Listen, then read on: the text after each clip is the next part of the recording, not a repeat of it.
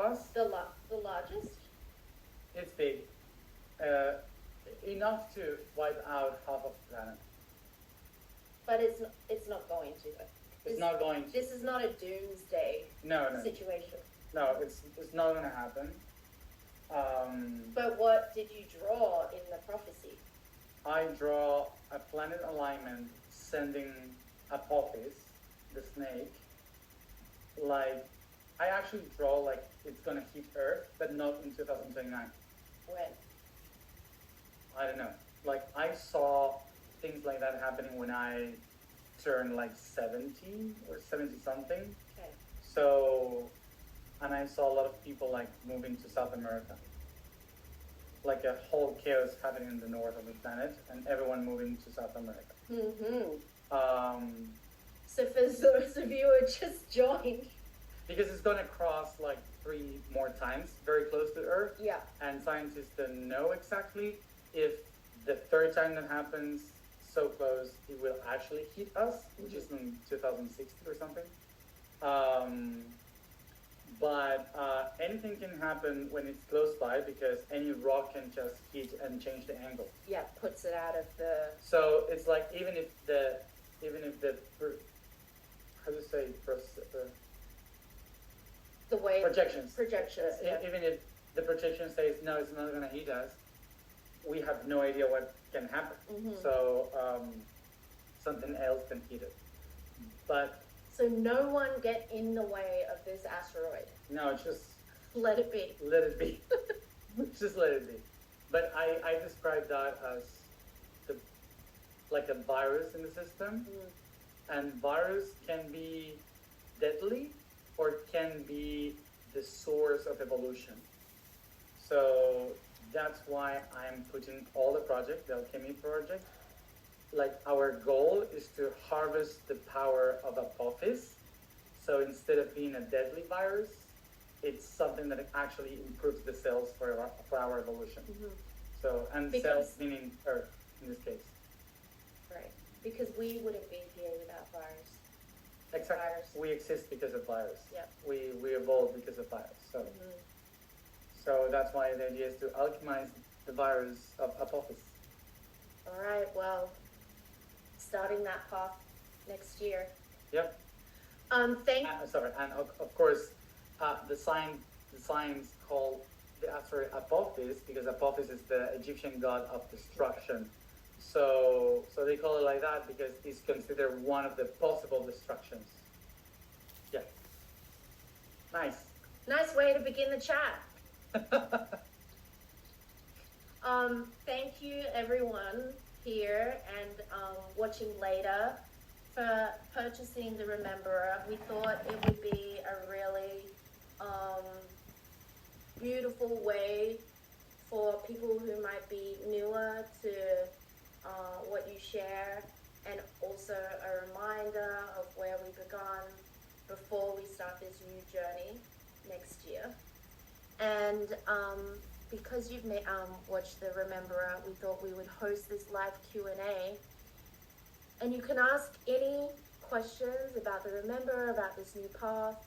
Please drop them in the Q&A box, and we will select some at random. And I'm going to start. I have my glasses, so I don't read anything. Well, you'll have to read the Spanish ones because Okay. I can't do that yet. Well, you can try. I would love to see that. Yeah, that's the only reason why you said yes. Yes. Okay, Eugenia says, I remember your teaching not to fight the system. But is it okay to use law to go against the system, to use it as an individual's protection, to not comply without our agreement? Or is it still classified? No, past. Class? I see you are having your glasses. I saw that as a short word. Or is it still classed as fighting the system? Or is it still class? What does it mean? So she's asking, is it like fighting the system, or is it okay to use the law to go against the system and you're not really fighting it? Well, when when you to use it as for your own individual protection. yeah, well, I mean, that's what we were talking about the virus.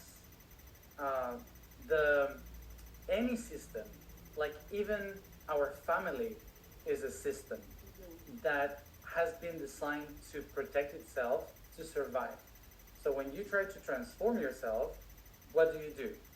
You first change yourself and gain tools in order to survive better or to transcend better in that system. Yeah. So if you fight the system, it's like trying to change your mom and your dad when they already had their own system and their own life. Mm-hmm. So the best thing you can do is to use the tools that they gave you as a way to improve your own system. Yeah. So, but if you go against them, you're losing time, you're losing energy. But if you use the same system and its own rules, so you can transcend the system. So I wouldn't say use their law against or for your own benefit or stuff like that, but to actually understand what the system has left you so you can actually use it for your own transformation. Yeah, for your own evolution. Yeah, but it's not against the system either. Mm-hmm. Yeah. That makes sense. Thank you, Eugenia.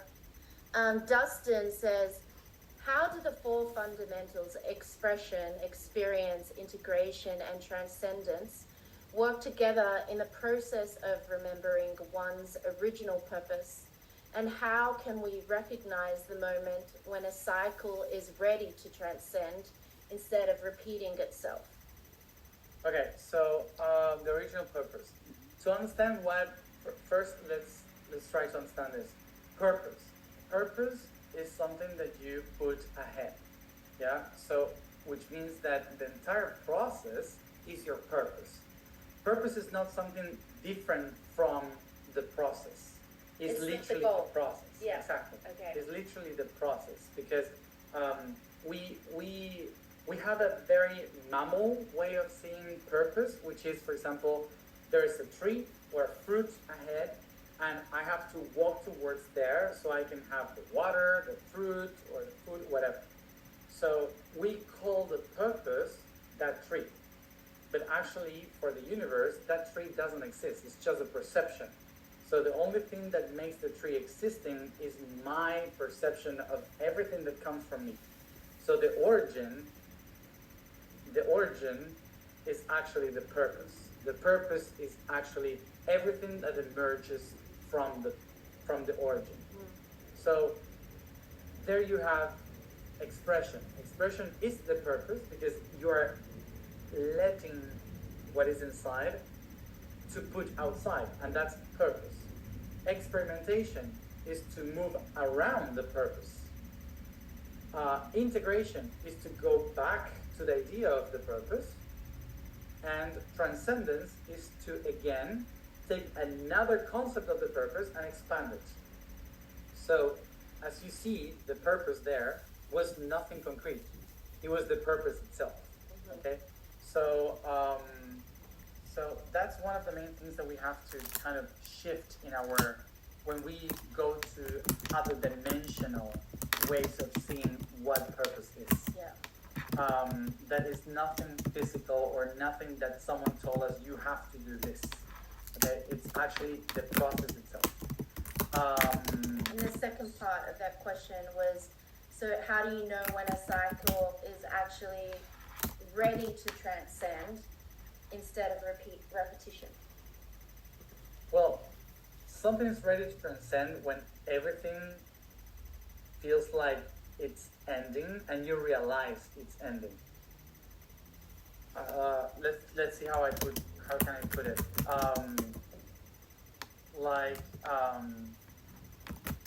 Transcendence is when, for example, you are in a relationship. Just gonna say. Yeah, because it's the easiest thing. Use the bad relationship example. But yeah, but which usually is not that the other one is the bad one. You know, like so because we usually think that I feel in a bad relationship, but maybe you are the bad guy. Yeah. you are the toxic one. It's just that you don't notice. So, does the virus know that it's the virus? No. So, so let's say that you're in a relationship, and that relationship, whether it's a friendship or partnership or whatever, in that relationship, you know, like for many months before, that there is something off, and you start to do the whole process to understand why that is off. Okay, and then you walk through the entire journey yourself to see why this is off to me. Which is your purpose.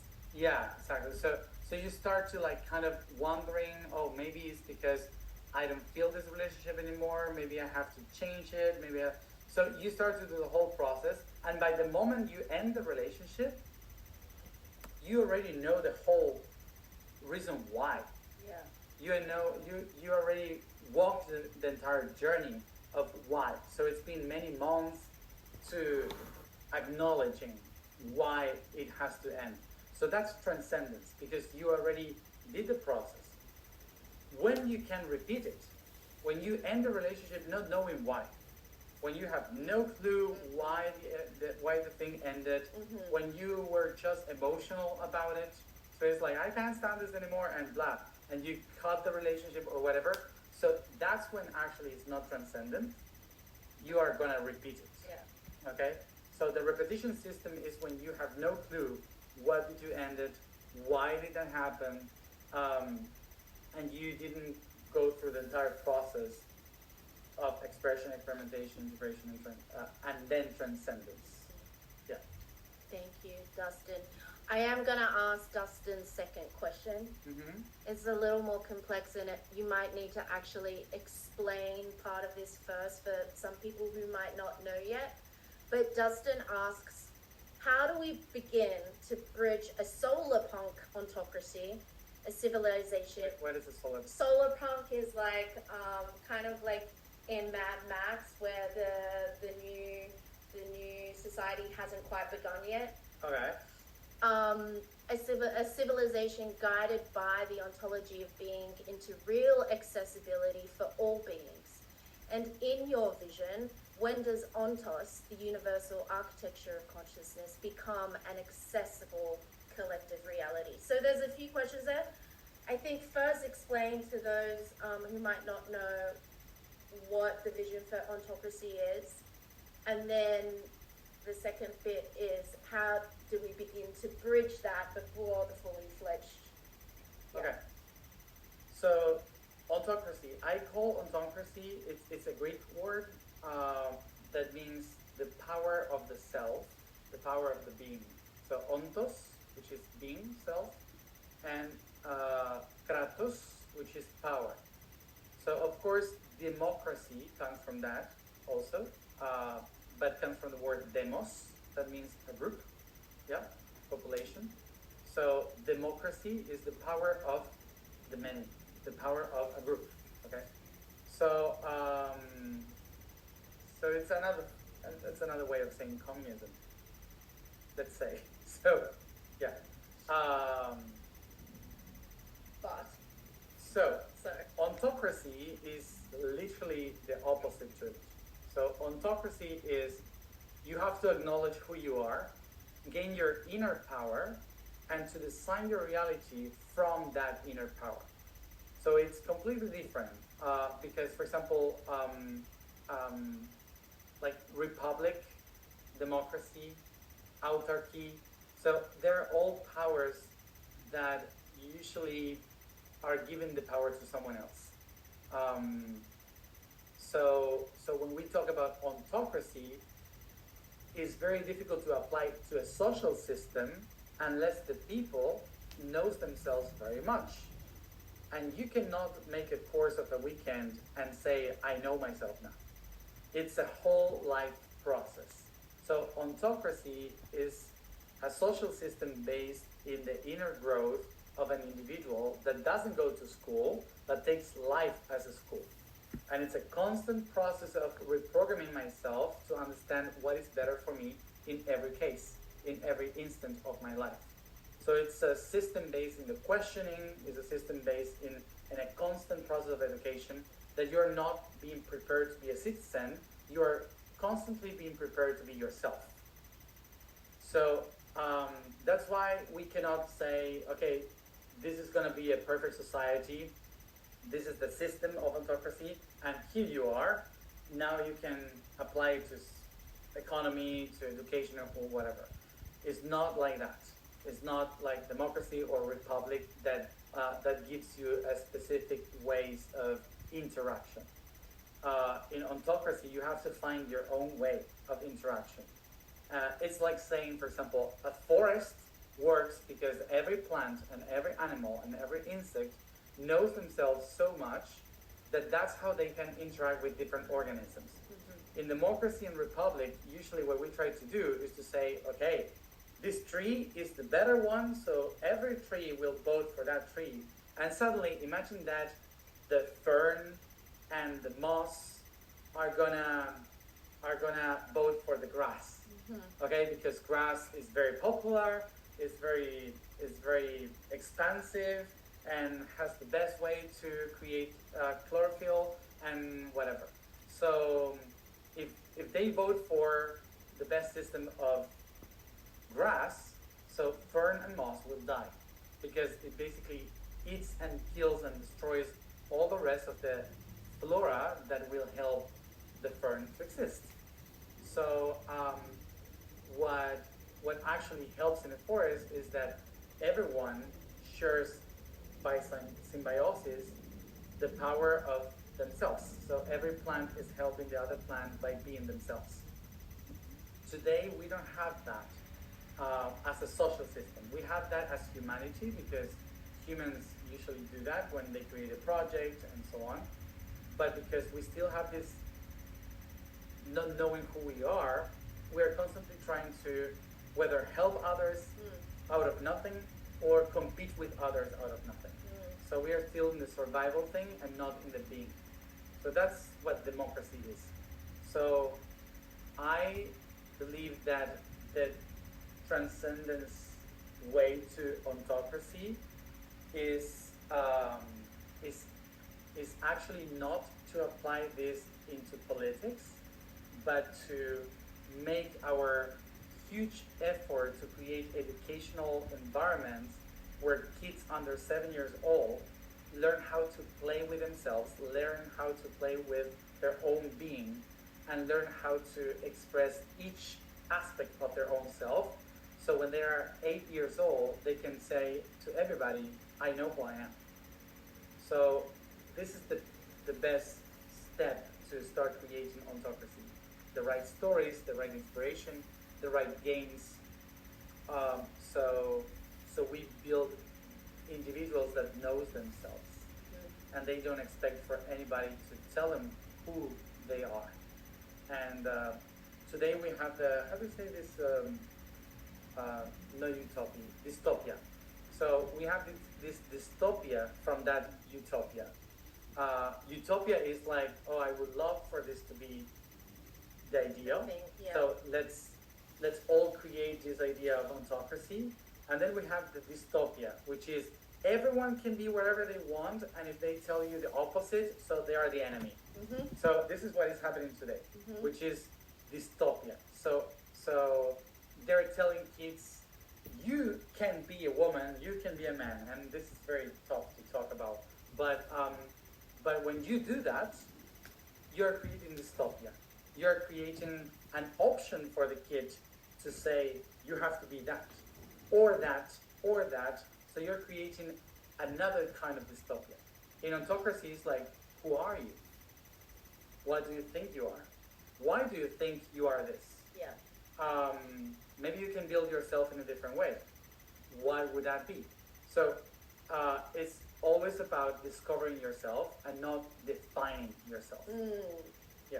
Yeah, I love that. So the answer is the solar punk way is to continue discovering yourself every day and to help the children also build that next generation to be able to do that. The key of autocracy is philosophy, and philosophy has never an answer. When there's a system that gives you an answer, it becomes a doctrine. Right.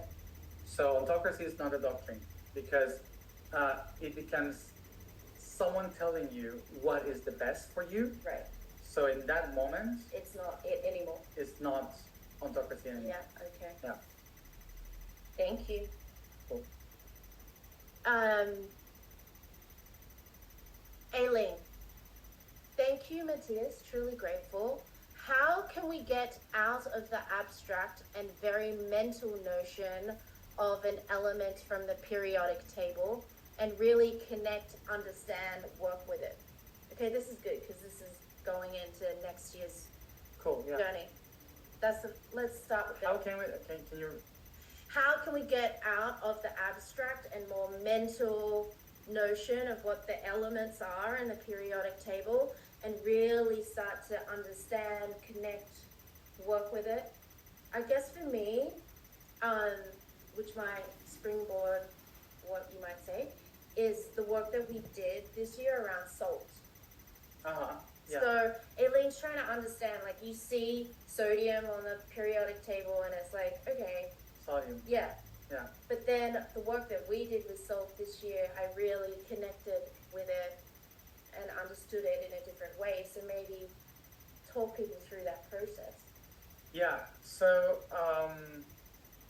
we are made of elements. So basically, every emotion, every idea, every movement, everything that we do is basically constructed by the chemical elements, by those atoms.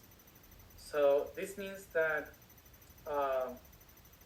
that when we go to the chemical elements, it's like talking about the origin of things that you have naturally in your daily life.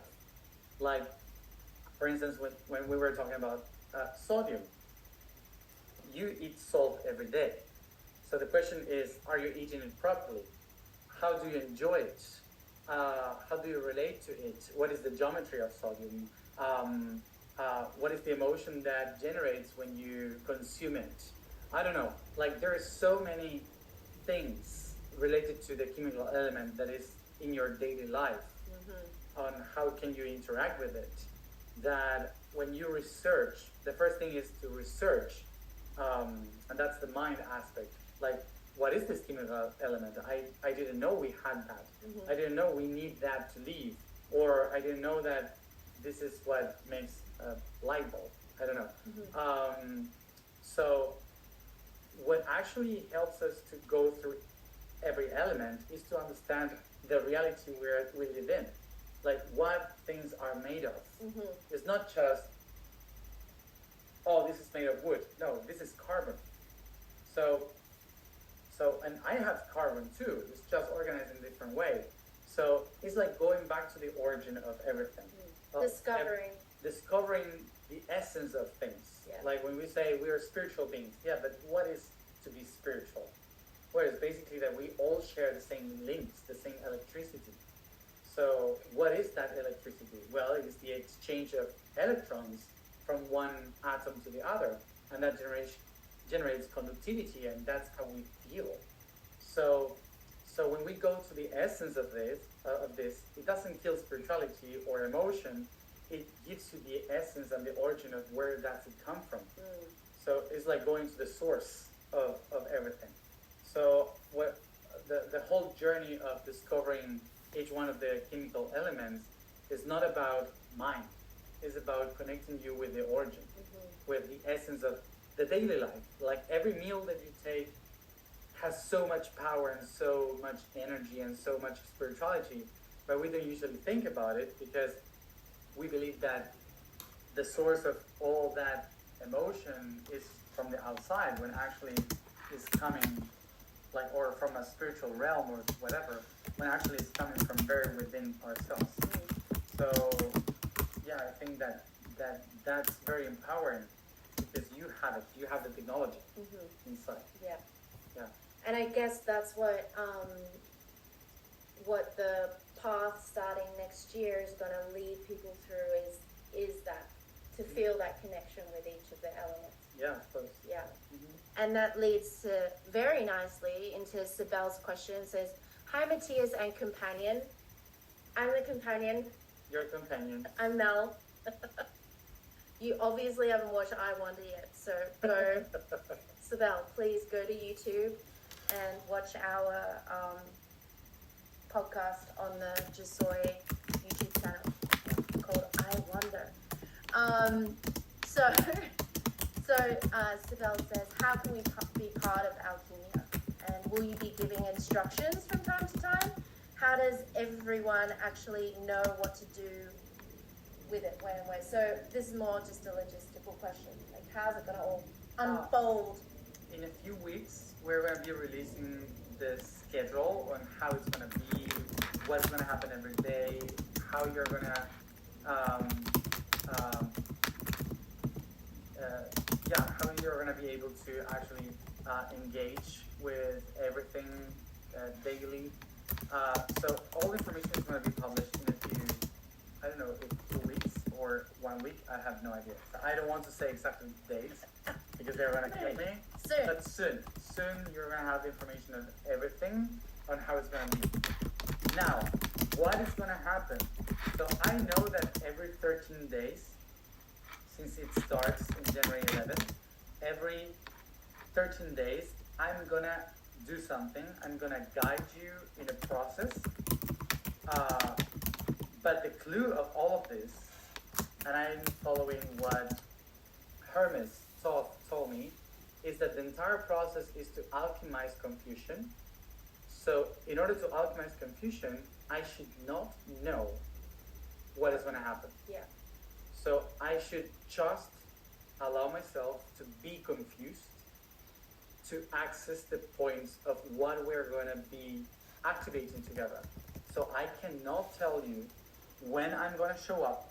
Sometimes it's going to be Instagram, sometimes it's going to be YouTube, sometimes, I don't know, sometimes it's a public thing.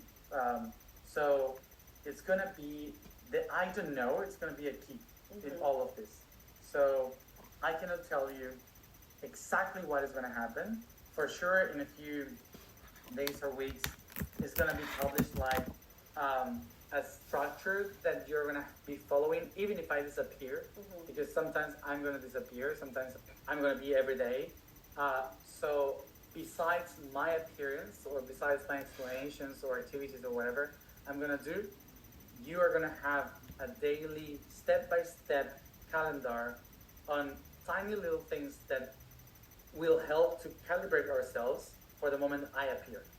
So I'm not going to be every day, but I might. Yeah. So the alchemization of this is how can we create consciousness? And to create consciousness, I cannot be there explaining things. I should go directly to the subconscious, to the I don't know. Yeah. And that's why it's going to be a very important key. I love this this key of the I don't know, because also I think that me for sure and so many of us is like,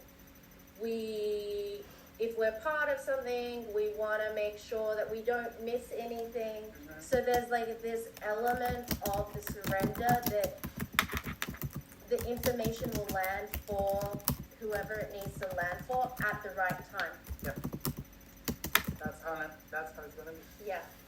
So you have to be open, not knowing, so the knowledge can come directly. Yeah. Okay. Switching gears, Chloe says, what is the meaning of our name, body, and identity? So that's the point of gravity. I usually describe that the ego. The ego needs a frequency, which is your name, needs a matter that creates gravity, which is the body. And it needs a movement, it needs a geometry to project itself, which is the personality, the identity. So all of that is not real. It's just a way for the vast mind of the universe to find an anchor to relate itself in this reality. So they are tools that are used by the consciousness to express itself in a specific point of reality. Because when you go to the quantum level, there's no time, no space, no laws of physics, there's nothing. So consciousness needs to create specific points to relate in this reality, because otherwise it doesn't exist. Locate to relate. Yeah, exactly. So it's like a GPS for consciousness. And your name is kind of the frequency that the consciousness used to be relatable in this reality.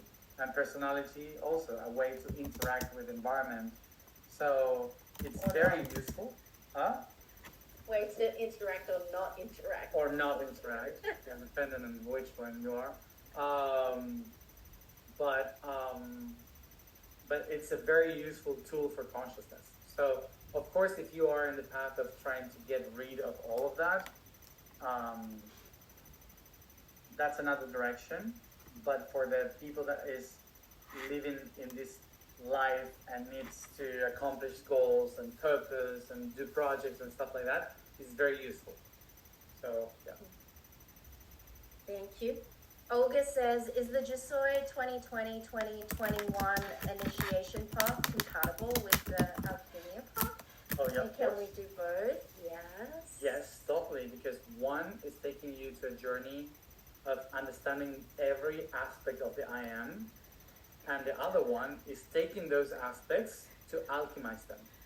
Okay, so actually I would recommend to do both, or to have done one before, or you can do the other one after, because remember, the universe is not a line.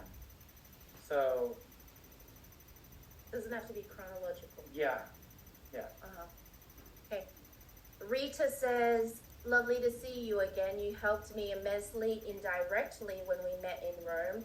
I realized instantly that I am enough. Thank you.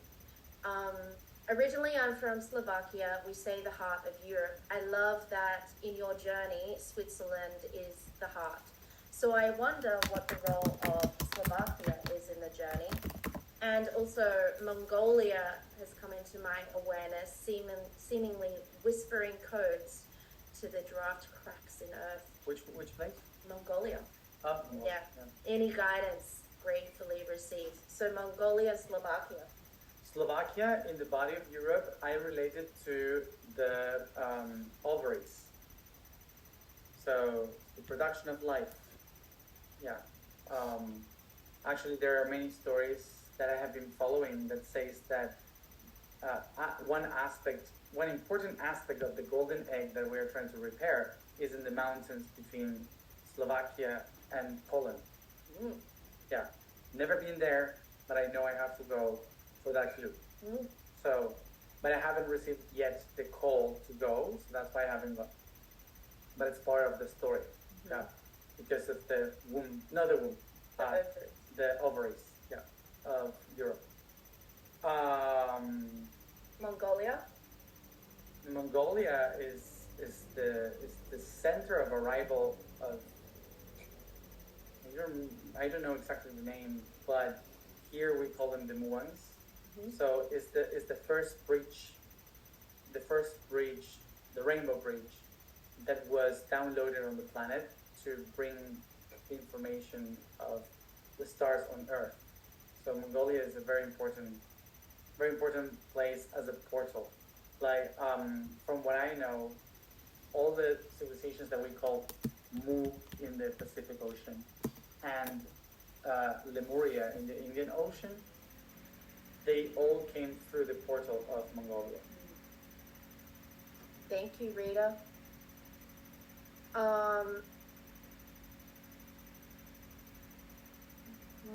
Maja says, I don't know why, but this question today came to me. What is the difference between consciousness and awareness?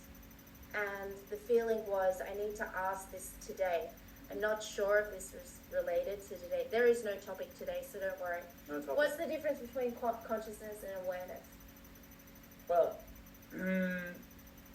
I would say that we can relate awareness with the word "oh." You know, like awareness is when you become aware of something like, oh my gosh, I just realized this. Okay, so that's the awe of The aha. aha moment. And you know that sometimes when you have the aha moment and awareness, like you feel the whole thing, you have no clue on how to explain it. Yeah. You have, you just have the feeling of, that's it. oh, that's it. Yeah. But when someone says, what is it? And you say like, I don't know how to say it, but I can see it. That's awareness. Okay. Okay. Consciousness is basically when you say, I can see, smell, hear, touch, taste, with all the senses, this information, and I can understand the whole thing from every point of view, and I can explain to you why taste and sight are related to this concept that I just realized. Okay, so like right now I'm explaining you something. Like, okay, this chemical element is related to spirituality, and I explain to you that's consciousness. I'm uniting things. There's a connection point. There's a connection point, and I can transmit it. So consciousness is conscience, which is co altogether, science, cuts. So cuts that have been split, I connect them to explain something. So consciousness is to put all the pieces together. Awareness is, I have no clue what are the pieces, but I got it. Okay, that's the difference. Thank you. I can answer this next one. It's more logistical. Alina just says, why do you plan to close access to the series by the end of December? That's because we don't actually own the series. So we were lucky enough to pull it from the vaults of the producers Antarctica. They were kind enough to let us show it to all of you for this time. And then after that time, we give it back to them. And I'm not sure what the plans are yet, but that's why. So watch it. You've got like a couple more weeks to enjoy it and share it with your friends. Another kind of logistical question, but I love, because Starsha says the meditations and the singing and events are all nice ways to support the mission, but still I'd like to contribute to the actual ONTOS projects with technical skills, knowledge, organization, network visualization. How does Sasha do that? We were just talking I about know, we have a meeting here. You were in the room. Yeah, we are trying to figure out what is the best way to open for everyone to say, I want to do this with you, but not directly. Because of course we don't have the team to actually, like, we're not like, how to say, a multinational with a lot of people working for projects. Yeah. So we're figuring out the system. Yeah. Yeah. So everyone can say, I have this, but instead of waiting for us to say, okay, yeah, let's work with us, we would say, do it. Yeah. You know, do it and just keep us informed, and we will see in the process of doing it, how can we actually connect. Yeah. So stand by. We're figuring that all out, but and also, even today, if we don't have that, start doing whatever you think you can do, and then just show it to us and say, hey, I've been doing this book, I've been programming this app, I've been whatever, and then we talk. But right now we cannot tell you, oh yeah, work with us, because we have no structure for that. So start doing it. That's autocracy. Love it.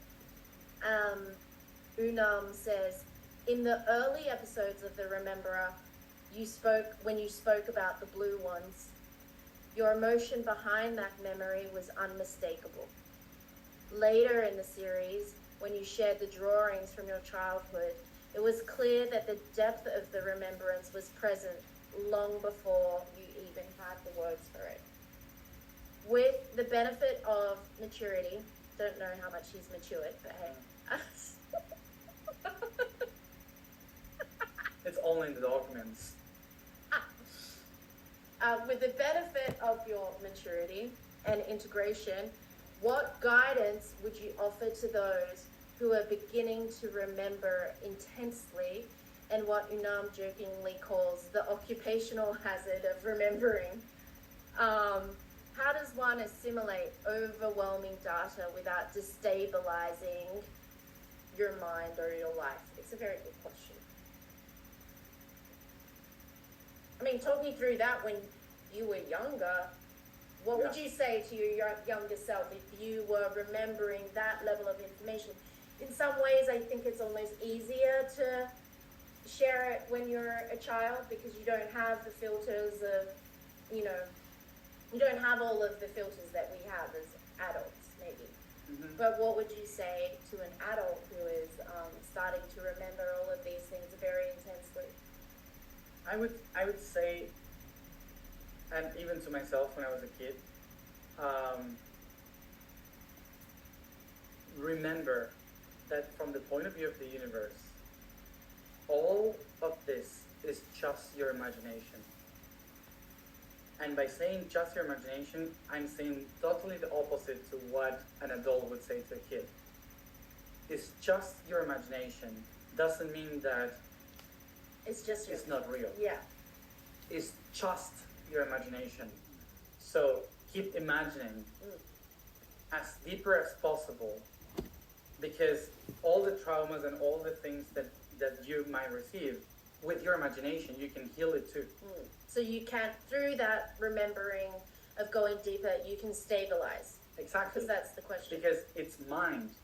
So the only reason why we suffer things is because our mind believes in it so bad that translate that into our body. So if you keep imagining and you don't get stuck with the previous idea that you're receiving, so you shift the mind and the idea of what you're remembering.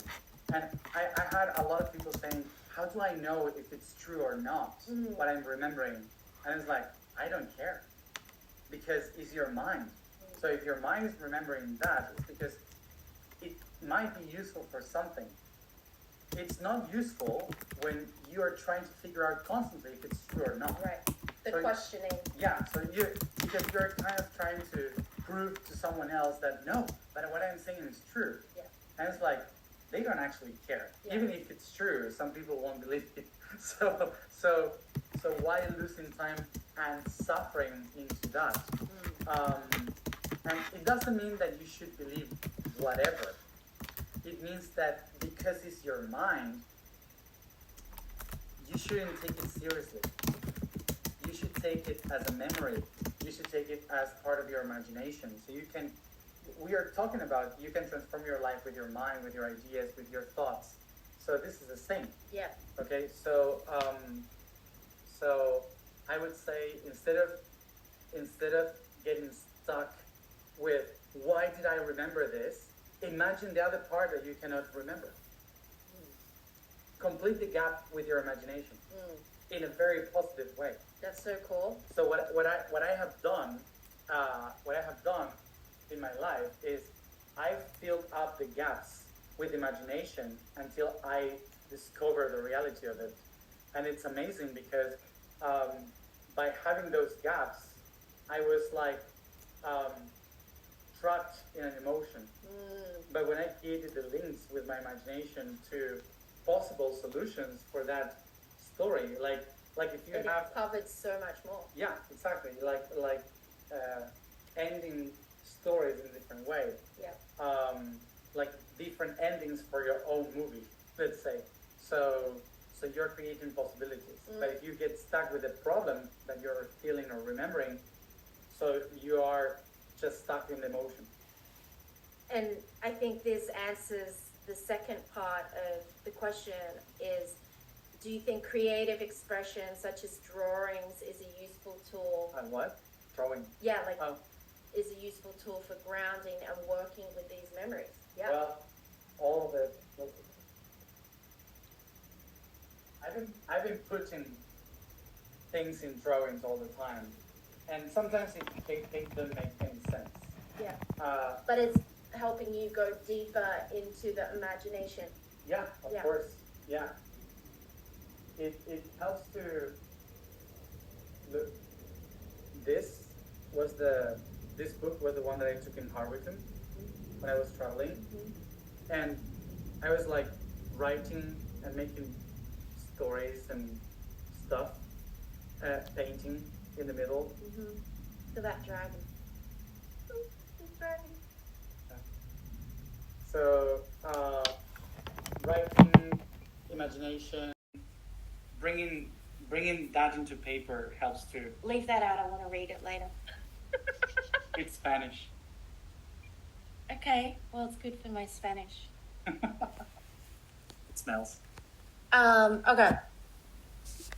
Could you please tell us the movement from the Canary Islands, Atlantis, Egypt, finally came to South America, for example, the Inca, the Aztec, and the Maya culture? In other words, what happened in order to build the Inca, Aztec, and Maya cultures? What happened to what? What was the procession from before the Incas and the Aztecs and the Mayans? The first civilizations? Yeah, like what was the procession of? Like the Tiwanaku people. There were the Tiwanaku, the Nazca people. I don't know the names actually, but it was the whole. I wouldn't say empire, but it was the whole cultures that left Atlantis and went to the south. To the Americas. In the same way as you have Egypt and Phoenicians and so on in the Middle East and Africa. So that all of them came from Kemet, from Kem. You had also in the Americas those other traditions that were in the middle. So different cultures call them in different ways, but of course people in the Andes call it the Tiwanaku people. Okay. Yeah, the ones that built all the, not Machu Picchu and places like that, but the previous places that are in the desert or in the Altiplans. Yeah. Yeah, we call them the Harimibu, the doors of the sun, the gates of the sun. Basically, like Harimibu. Harimibu. Yeah, Harim means sun, and Mibu, the gate. The gates. Mm-hmm. In Atlantean. Mm-hmm. Yeah. See, I'm trying to learn Spanish and Atlantean. Very hard. Okay. Yes, this is being recorded, and yes, there's a lot to absorb. So we will send out the recording later. Amy says, will there be more Mel and Matias collaborations like I Wonder? They're really enjoyable. I think we have enough. No, we're doing more I Wonder. Oh we actually tomorrow we are recording more episodes. Yeah. So there's that. And by the way, I don't know. Well, maybe these people is not here, but some people said, "Oh, the translations that you put are so horrible." It's not ours. The YouTube. It's YouTube. Yes. Yeah. So it's YouTube fault. We didn't do that. Yeah. But of course, it's very difficult for us to translate everything that we talk about. So we decided to do it in English. Okay, here's another question. This is Alina. We are talking about the transformation, and I don't know where this journey would lead me to. How to deal with natural fear and how to integrate that with my daily life. Well, let's put it in this way. Fear is usually a good tool for survival. So first thing to first things first thing first thing to do with fear is honor it. It's not about erasing it because it's not a bad thing. Fear is not a bad thing. It's something that helps you to survive. It's something that has been helping you to be who you are. So it's not bad. Main thing to know. Now, when fear is forbidding you to expand yourself, okay? So, um, so basically, the main thing is that you're not ready to be expanded. So don't think about fear is forbidding me to evolve. Think about maybe I'm not ready for certain things. So I have to go slower or step by step or not taking everything at once. But this is like with knowledge, transformation, alchemy. This is like going to swim for the first time. So of course the sea might be scary. Like maybe a pool is better to start, and then to practice in a lake. And of course the currents of the river is going to be something to prepare you for the waves in the sea. So you have to go step by step, facing not the fear, but letting your body know and your soul know that, hey, did you see we meditated for 5 minutes and everything is fine. Like I didn't lose it, So step by step to let your body know that it's not gonna die, that it's not gonna disappear. So this is like learning to drive a car, to swim, to ride a bicycle. It's step by step, and until your body acknowledges and recognizes that there's no threat for your transformation. Yeah, so I would say that not to. You don't have to do it everything in 2 days. Yeah. It's already 6, but I'm gonna ask maybe 2 more questions because we started a little late. I'm making. Okay. We were waiting for some people. Yeah. Okay, so a couple more questions. Thank you so much for joining and for all of your questions. I'm sorry we can't get through all of them.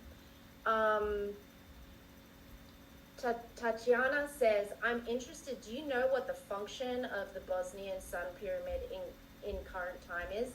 Can we use the potential of the Bosnian Sun Pyramid to support transformation in this alchemical path for us who live? And what about for us who live relatively close to it? Well, every pyramid is built in a powerful place. So it's not just about the pyramid, it's about the region. So let's put it this way. A pyramid is an amplifier of something that is in the territory. Okay? So you can use the amplifier. You can go inside, you can go on top. The energy is not in the pyramid. The pyramid is the technology to harvest the power that is in the land. Okay? So the energy is there. And sometimes the technology is old. Like a pyramid that is broken is like trying to use a cell phone that is broken, or a very old cell phone, like, I don't know, a 90s cell phone, to access YouTube with 5G, Not getting even on. Yeah, so sometimes pyramids are not working, which doesn't mean that Wi-Fi is there. Okay, so that's the way to kind of understand that you can actually access the information. The pyramid is a tool. It's not the source. Yep. Okay. Cool. Nice, thank you. One last question is, I love this. Chantel says, if you and your team don't hear this enough, thank you, thank you, thank you. I know that the team would love to hear that. Thank you. Are we going to tell them? Yeah. Well, I will. Oh, you will. Chantel says, I'm from Cape Town and born in the place that we drove through, Atlantis. Oh, yeah. In Cape Town. Oh, can I please ask? Oh, this is a logistical question, but I just love that we drove through. We have to tell everyone. We're in Cape Town, and then we saw the GPS was like drive through Atlantis. So We got lost. yeah. Yeah, and it took us directly to Atlantis. So of course we. Of course, we had to go. Yeah. It was so funny. So happy to visit your home, your born town, Chantal. But she's asking, where will I get the notices about the new path starting? Because she only saw this on Culture City Guide. So just sign up at Jusoy.red. There's a Yeah. there's Everything is going to be there. Yeah. Yosoy.red. That's the website where everything is going to be notified, all the links, all the info, the calendar, everything is going to be in that website. Yosoy.red. And there's a spot there to leave your email now. So if you do that right after this call, you won't miss out. But that's it. That's the hour. Thank you so much to everyone, and we hope that you enjoy the rest of your viewing time with the Rememberer. You've got till the end of December, and then not sure what's gonna happen with that series after that. So definitely tell your friends if they haven't watched it yet that they've got a few weeks. Any last words? Just a reminder that for me, the Remember is a very good basis for everything that we're gonna do, because it's like an introduction for many people that has no clue about my life and my work and project and everything. So I would really encourage everyone to see it, so they have a kind of a clue of why and how this journey started, so they can join the next adventure. Amazing. Thank you. Thank you so much. Bye.